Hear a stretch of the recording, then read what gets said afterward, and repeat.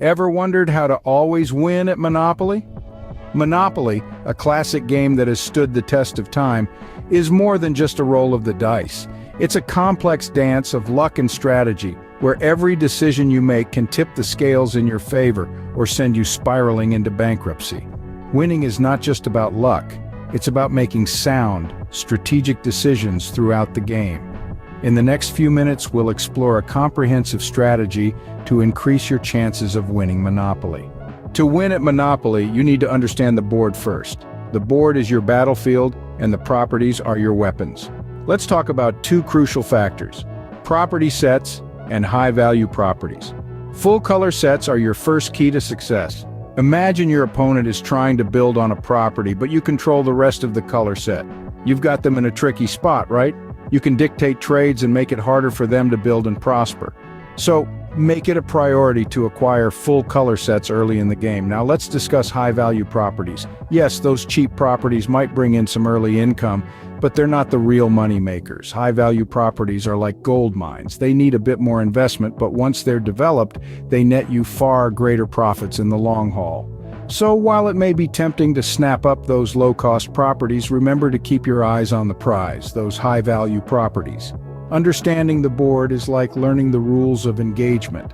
It's about knowing where to focus your efforts, how to establish control, and how to set yourself up for long-term success.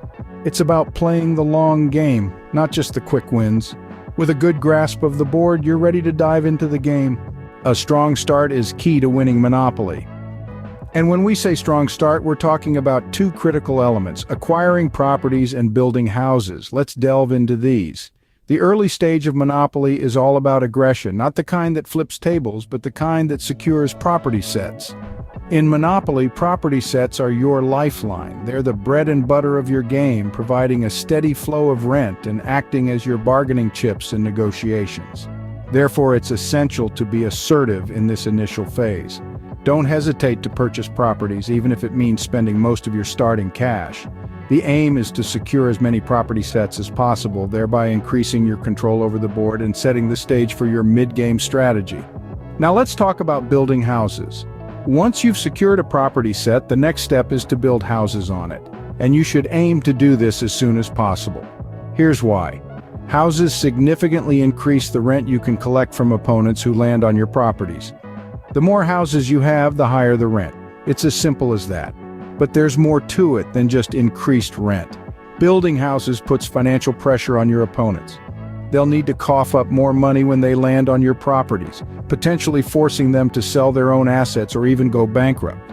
Moreover, building houses early on gives you a psychological advantage. It shows your opponents that you're serious about winning, that you're not afraid to invest in your properties, and that you're a force to be reckoned with. So there you have it. A strong start in Monopoly revolves around aggressive property acquisition and swift house building. This strategy ensures a steady income, gives you leverage in negotiations, and puts financial and psychological pressure on your opponents. But remember, this is just the beginning. A strong start sets the foundation, but it's your mid and late game strategies that will truly determine your success. A solid early game strategy sets the stage for mid-game tactics. So, get ready to take your Monopoly game to the next level. Now that you have a strong start, it's time to delve into mid-game tactics. In the throes of Monopoly, it's essential to keep an eye on your long-term objectives while managing short-term challenges. One of the key tactics in mid-game is establishing monopolies. By acquiring full color sets, you're not just buying properties, you're creating a stronghold. A monopoly allows you to dictate terms and trades and disrupts the plans of your competitors by preventing them from completing their own sets. Imagine it as a game of chess. Your monopoly is your queen, a powerful piece that can control the board and keep your opponents on the defensive. But be warned, a monopoly without a strategic foundation is like a castle built on sand. That's where cash management comes into play. The key is to maintain a balanced cash reserve. It's tempting to go all in, buying houses and hotels at every opportunity. But remember, Monopoly isn't just about spending, it's about strategic investment. Avoid overspending on houses early on. While they can boost your income, they can also deplete your cash reserves.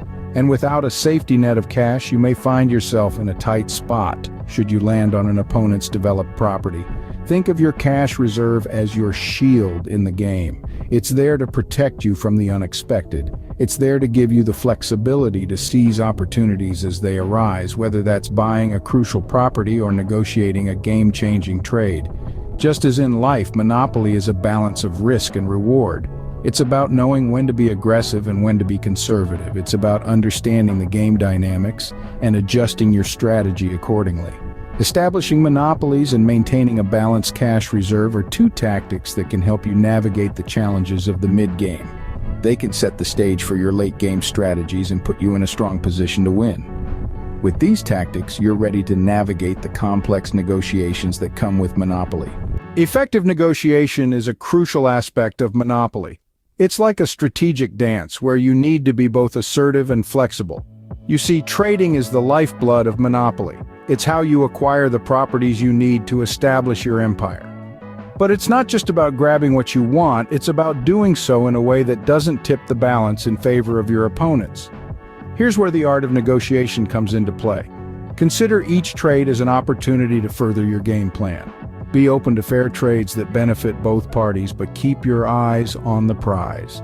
Always aim for a favorable outcome that strengthens your position on the board. Be persuasive, be persistent, but above all, be tactful. Remember, a well-negotiated trade can set you up for a win. Now let's talk about trading with opponents who have monopolies. This is where you need to tread lightly. While it might be tempting to trade for that one property you need, be cautious. You don't want to hand over the keys to the kingdom in the process. Extract maximum value for your trades and avoid completing their sets unless it benefits you significantly. It's a delicate balance, and it requires a keen understanding of the game's dynamics. Negotiation skills can make or break your game, moving you closer to victory. Master this art, and you'll be well on your way to becoming a Monopoly champion. As the game progresses, late-game strategies come into play. The end game of Monopoly is where the stakes are high, and your strategic choices can make the difference between victory and defeat. At this stage, a key focus should be on developing your monopolies by building hotels. Hotels are a game changer, significantly increasing the rent on your properties. When an opponent lands on a space with a hotel, the rent can be astronomical, putting immense financial pressure on them. By investing in hotels on your monopolies, you're not just increasing your income, you're creating a financial minefield for your opponents to navigate. And that brings us to the second late-game strategy, forcing your opponents into financial strain. This is where your strategic building of houses and hotels really pays off. As your opponents' resources dwindle, they'll be forced to mortgage properties, sell back houses and hotels, or even declare bankruptcy if they can't pay their debts. Each financial setback for them is a step closer to victory for you. However, remember to keep a healthy balance. Overextending yourself can backfire if you land on a high-rent property or draw a costly chance or community chest card. Always keep enough cash on hand to cover potential expenses. Implementing these strategies can put immense pressure on your opponents, increasing your chances of winning. Stay focused, stay strategic, and you might just find yourself the Monopoly champion. Winning Monopoly isn't just about luck, it's about strategy. Throughout the game, you've been making crucial decisions. From the very beginning, when you chose to aggressively acquire properties, to the mid-game where you balanced your cash reserves and negotiated effectively. Each of these decisions has been a strategic step towards victory. Remember, acquiring strategic properties is key. Prioritizing high-value properties and full-color sets allows you to control areas of the board and increase your income potential. It's not just about the properties you own, but also how you utilize them. Building houses and hotels at the right time can put financial pressure on your opponents and tip the scales in your favor. Negotiation is a vital skill in Monopoly. Mastering it can give you an edge, helping you make trades that are beneficial to you while potentially disrupting your opponent's plans. Lastly, smart financial management is a must. Maintaining a balanced cash reserve can save you from financial strain and keep you in the game. With these strategies, you're no longer just playing Monopoly, you're playing to win.